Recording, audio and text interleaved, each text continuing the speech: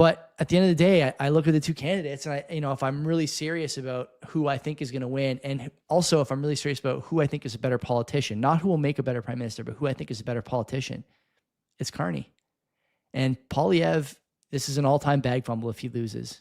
And it's a bag fumble for the country too. I mean, I can't imagine anyone who's given this any thought voting for Carney. But I mean, as we see the, double birds old man in the parking lot and these other people like chasing people away at these events. And I'm not convinced that Liberal voters are at all concerned about the actual state of affairs. They are much more concerned about the vibe, the Trump thing, and can we protect our equity portfolio? It's funny too.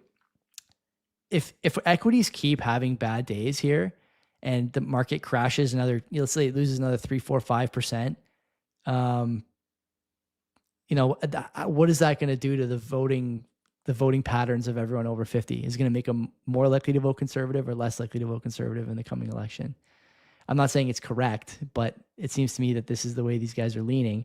And when I go to the polls on Monday, I'm going to see if I don't see anyone under 40, at 4 o'clock or 5 o'clock or whenever I go, and if I see in front of my house here, because I live on a sort of walking path to the voting area, the voting site.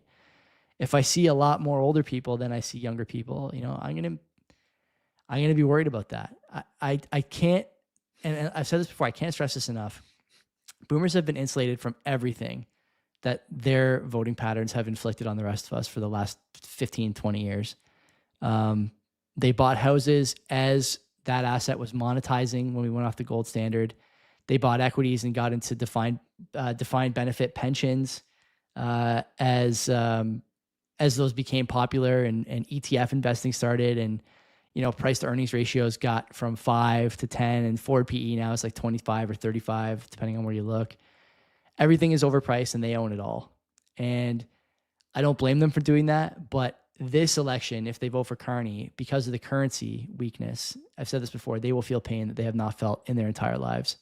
And it'll be bittersweet because I don't want boomers to feel pain, but I think they need to, because they have to remember this lesson. And right now they've yet to be taught it. And I think that Mark Carney and the Liberal government, if they win a majority, will be a very competent teacher of the reasons not to go through this again.